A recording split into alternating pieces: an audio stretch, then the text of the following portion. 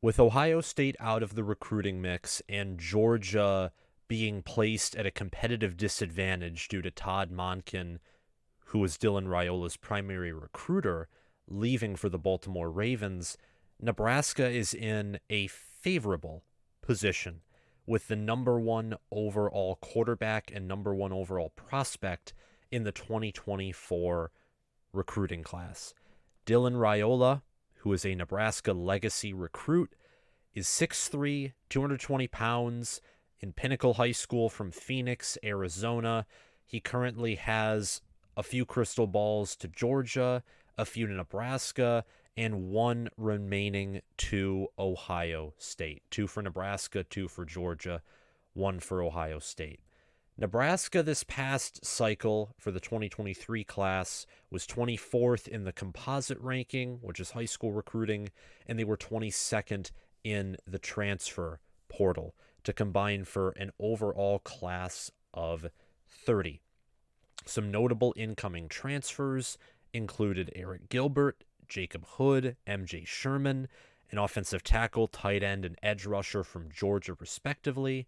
Others include Josh Fleeks, wide receiver from Baylor, Jeff Sims, the highest rated commit so far, who's coming in from Georgia Tech, very athletic QB, Corey Collier and Marco Ortiz, a corner and a long snapper from Florida. You also have Billy Kemp, a wide receiver from Virginia, Ben Scott, an offensive tackle from Arizona State, Elijah Judy, a defensive lineman from A&M, and Chief Borders, a linebacker from Florida. The transfer portal class is currently 22nd, and when the transfer portal reopens around May, I do believe, I wouldn't be surprised if Nebraska makes some additions there. Some notable four-star recruits in the high school recruiting class are Princewell Uman Milan, an edge from Manor, Texas, who is a top 300 player, Cameron Lenhart, and another edge player who is 305th nationally from IMG Academy in Bradenton, Florida. You also have Malachi Coleman, a wide receiver from Lincoln, Nebraska, who's top 100. Riley Van Poppel, who's a defensive lineman from Argyle, Texas, who is a top 400 player, 383rd specifically. So a few four stars, a few instant impact transfers coming in. It's going to be Matt Rhule's first year. I expect 7, 8, maybe 9, maybe 6 wins. I think that this team, give you a little secret here, I think that this team, if everything comes together, if lightning in a bottle occurs, the Big Ten West, let's be honest, is chaos. They are nowhere near the caliber of teams that are in the Big Ten East. No one in the West is coming close to Michigan, Ohio State, or Penn State, at least in year 1 or 2 if you're Wisconsin and Nebraska, who I think they're going to be the best programs in the West. Even after the West Division has passed us, they're going to be the best programs in what was formerly known as the Big Ten West for a while and for the near and long-term future, as they're the schools that have recruited the best consistently, schools that are currently recruiting the best. Iowa has become stagnant. Minnesota is not. They have not been known for their recruiting under PJ Fleck. They're more of a developmental school. Their ceiling is going to be capped. Northwestern looks like a dumpster fire. Purdue has a new head coach, and I don't think they have the same resources that Nebraska and Wisconsin do. Illinois under Brett Bielema is similar when it comes to resources, but Bielema knows the Big Ten. Illinois has some good in-state talent. If they can start recruiting and keeping in some of the Illinois high school players, that will make a world of difference for the Illini. But Nebraska has the talent roster to rise up and take the Big Ten West this coming season. Now, do I think they will? Currently, no. I have to see their defense. To make an analogy, Nebraska's defense is like a papier-mâché dam. It doesn't do remotely close to what it's supposed to do with the talent on deck. Their front seven, especially their interior D-line, was hopeless this past season, and I am going to have to see and hear very positive reports and actions in spring ball. I'm probably going to have to see some additional incoming transfers coming in. There's only one D lineman coming in through the portal currently. That's Elijah Judy from Texas A&M, of course, who is rated as a high 3-star in the portal. But that's just talking about recruiting. I did that for the first 5 minutes because when it comes to recruiting, Dylan Raiola, and we're finally getting to the main topic. I know, took a little while to get there, but it's all setting up. Because landing Raiola, who'd be the number 1 overall player, even though he is a legacy recruit, that's going to entice other talent.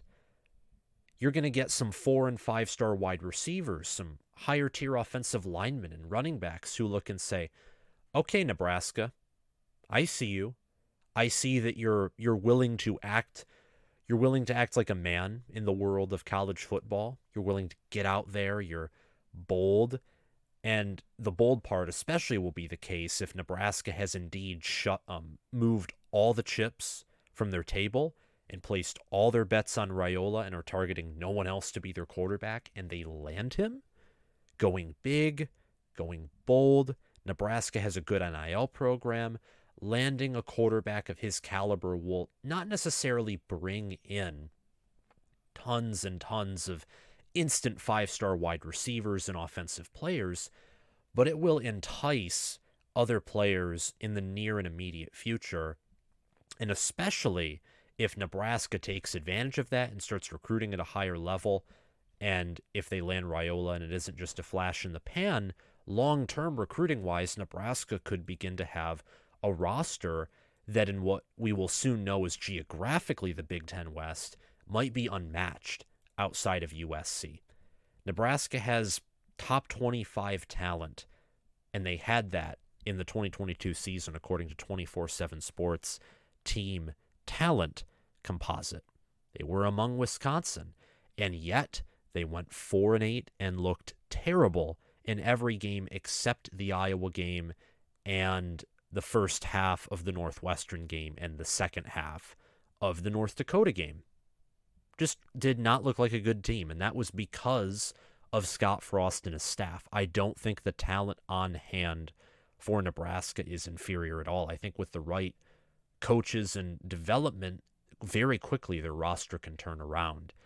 But adding Raiola, a guy who could come to Nebraska, and with the talent of quarterback they have, assuming, Casey Thompson will leave by the time Raiola gets on campus, assuming he's committed even. This video is mainly talking about what happens if Nebraska lands him, and after Jeff Sims leaves, and Raiola could probably beat him out for the starting job. This is just, there's a whole lot of potential here. It could completely change the national perception of the program. There's a good article by Grant Hughes talking about how landing the 5-star quarterback, the number 1 recruit in the 2024 class, that the momentum and the morale that his commitment, his signing, his enrollment could provide for Matt Rhule's program, off the charts. Absolutely off the charts. Georgia and Nebraska, when it comes to crystal balls, are currently the front runners. Ohio State still has one, but they're basically out of his recruitment from what many recruiting insiders say. USC, Alabama, and Oregon are other programs that Raiola is also considering.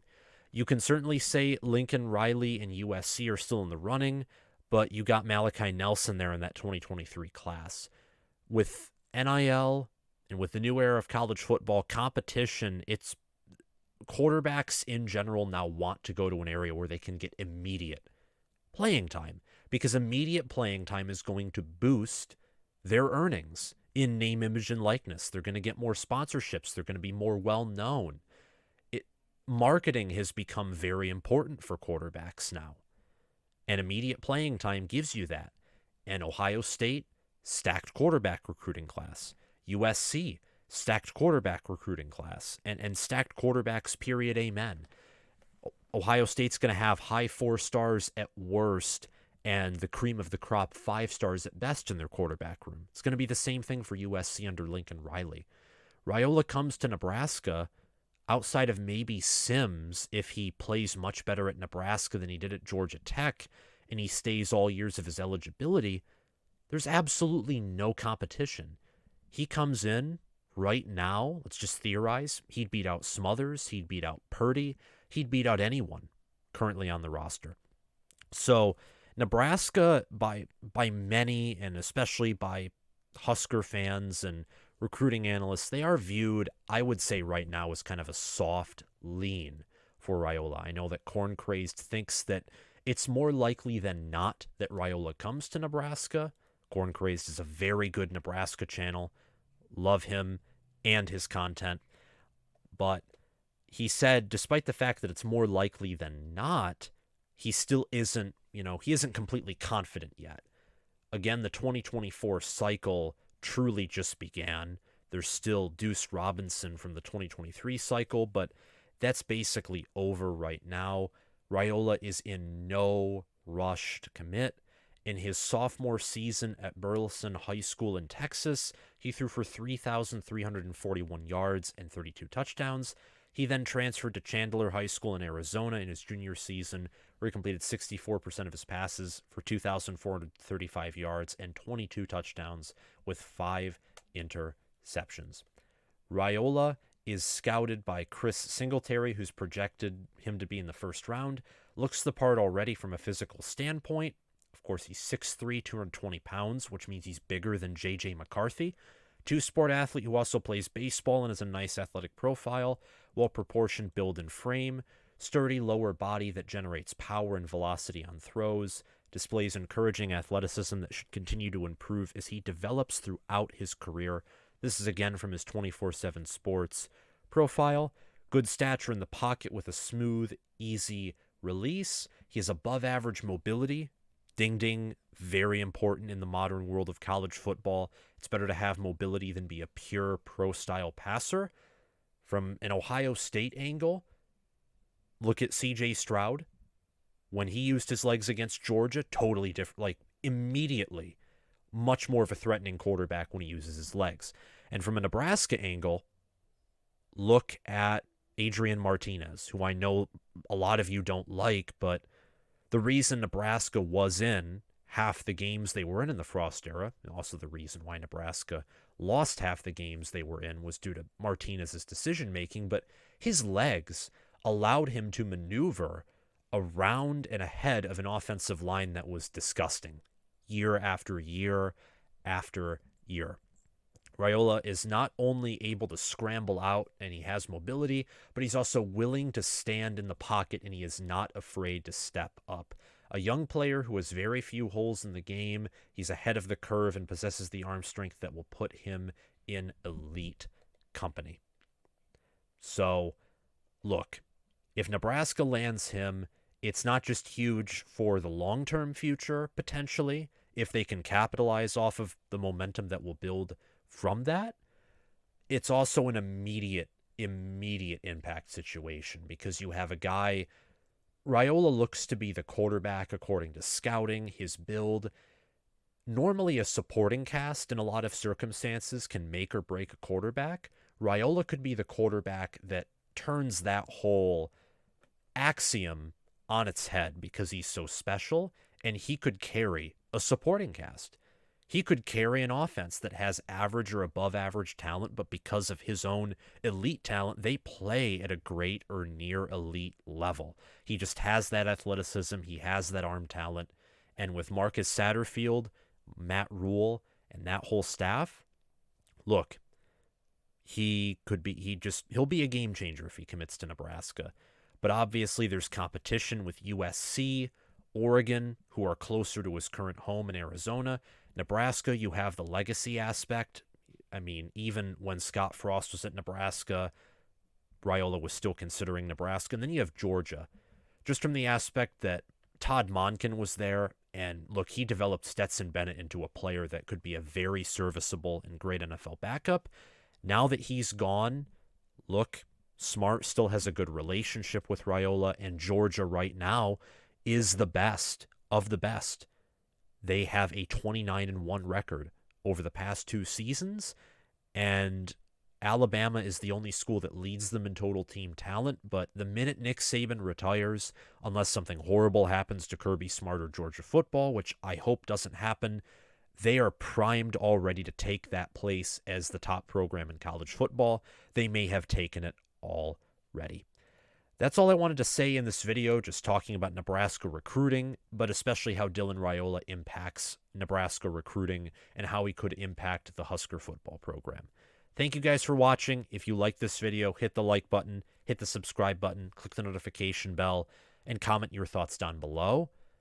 I apologize about my top 25 video being delayed, but I promise you, you will see from the graphics, from the cover art, from the graphic dedicated to each top 25 team, yes, there's 26 graphics in total, you will see that it is worth it. So hit the notification bell so you can get notified when that releases after this weekend. See you later, guys.